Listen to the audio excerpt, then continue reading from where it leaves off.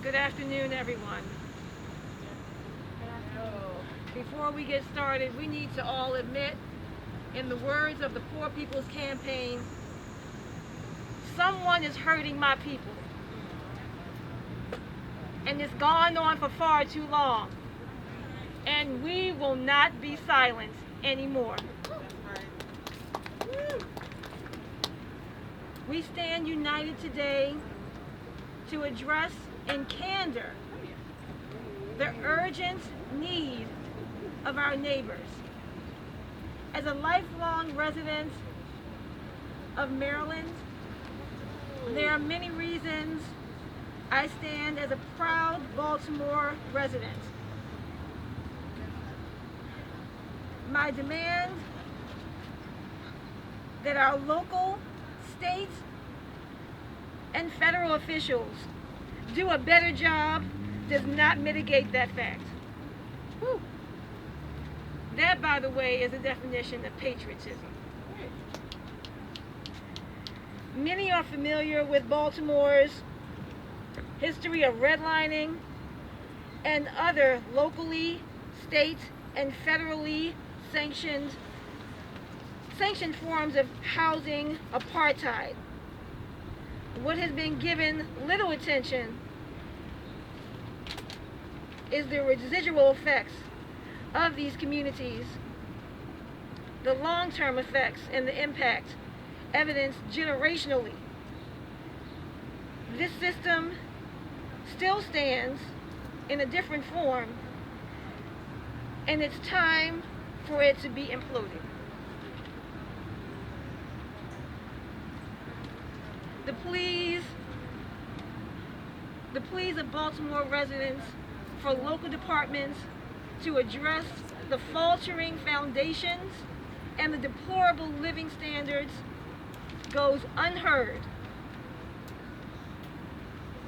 We are offered scraps to address needs that require a concerted, a concentrated, and a compassionate response. Someone is hurting my people.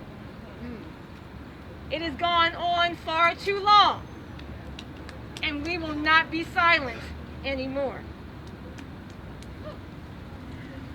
We stand for those most impacted by this public health and economic crisis. And as Kathy said, not only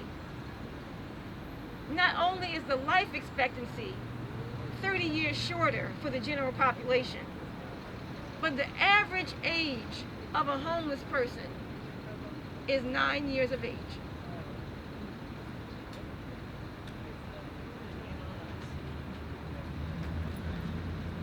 Those most at risk are Black and brown women, our children, our elders, and our people with disabilities. Also, our essential workers. Our governor has called us to be Maryland strong, but what does that mean? Who is Maryland? Maryland is comprised of all of these people. They are comprised of our citizens with disabilities. Maryland is comprised of our children. Maryland is comprised of our Black and brown women who take care of our citizens, take care of our children, and do a multitude of other tasks. On July 25th, the rent courts were reopened in a city devastated. As the health experts indicate, our conditions for recovery, for our public health recovery, and our economic recovery depend upon a healthy and safe citizenry. We are calling on Hogan to extend and expand the rent moratorium. Pretty obvious. We are calling on him to provide real assistance. Again, Again, not scraps. Our dollars, federally mandated, to the Maryland state. $1.3 billion. We are asking for a fraction of that to ensure that housing stability is a part of the recovery during this pandemic.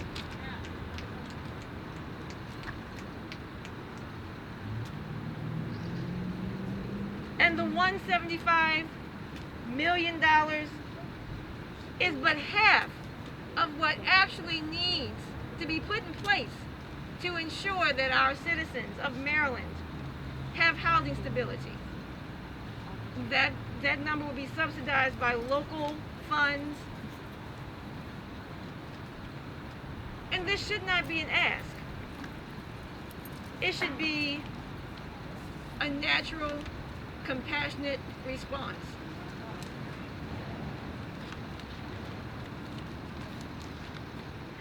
The reawakening of our economy has and still is being done in a safe and a steady manner. Those same measures need to be in place to ensure that the citizens of Maryland have housing to remain safe and stable. The two go hand in hand. Governor Hogan's $30 million allocated is woefully inadequate and speaks to a denial of the severity of this moment. We will not stand idly by while our people hurt. That very fact is evidenced by your presence here today. Someone is hurting our people. It has gone on for far too long. We will not be silent anymore. Woo!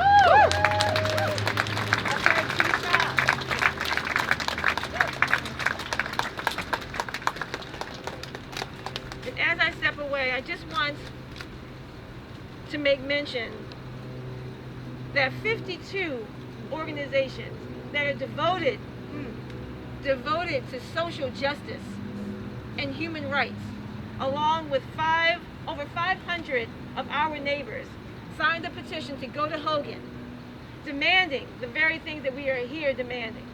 Demanding that the rent moratorium be extended and expanded.